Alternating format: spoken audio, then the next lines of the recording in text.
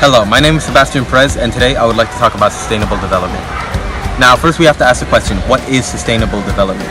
For some, a basic definition would be economic development without harming the environment. But for me, sustainable development is the future of humankind. A future in which we won't have to fight for basic resources such as food and water after it has all been depleted due to our own self-harming ways. Sustainable development is the future. But really, how likely is it? In order to have sustainable development, we need to keep in mind these two factors: global fertility and alternative energy sources. First, let's talk about global fertility.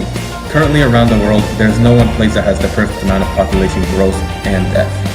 An example of a country that has too much growth is India, where the average couple will have one child too many.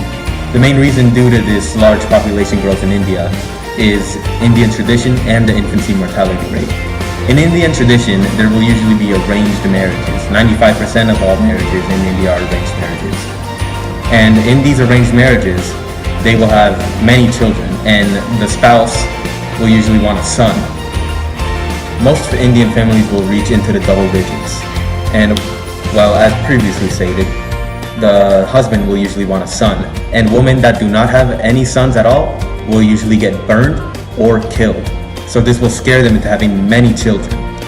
Another reason due to this large population growth is the infancy mortality rate, where the average child in India will die sometimes before the age of 5. If they have many children, this increases the chances that at least one will survive. If the Indian population keeps growing at the rate that it's growing at, there will not be enough food, water, or even jobs for the next generation of Indians. On the other side of the spectrum, however, we have countries like Japan, which have birth rates that are much too low than the global average.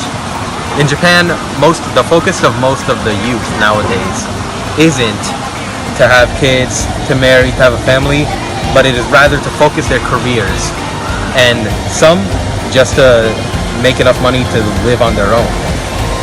Most couples nowadays that do exist in Japan will often have to work, both of them, just to have enough money to stay middle class.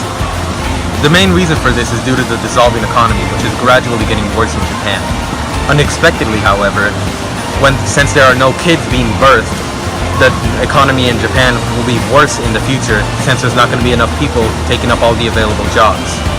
The second factor in the contribution to sustainable development is alternative energy sources, which, while they do exist today, are not nearly powerful enough to keep the world running. Fossil fuels, oils, and other harmful things to the environment are what keeps the world running. Many of these fuels are needed for mass production in today's economy. So if we got rid of these fossil fuels, then it would destroy the economy. We would have a good environment, but a bad economy, and that's not the goal of sustainable development.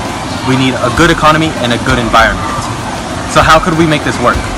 Well, many of these fuels cause pollution, which is something that not many people like, especially rich people. Many affluent people nowadays do not like to live in polluted areas, but eventually the whole world will become polluted due to all these harmful chemicals. Many fields nowadays which invest in the production of alternative energy sources are not getting enough funding to make them work within a reasonable time scale.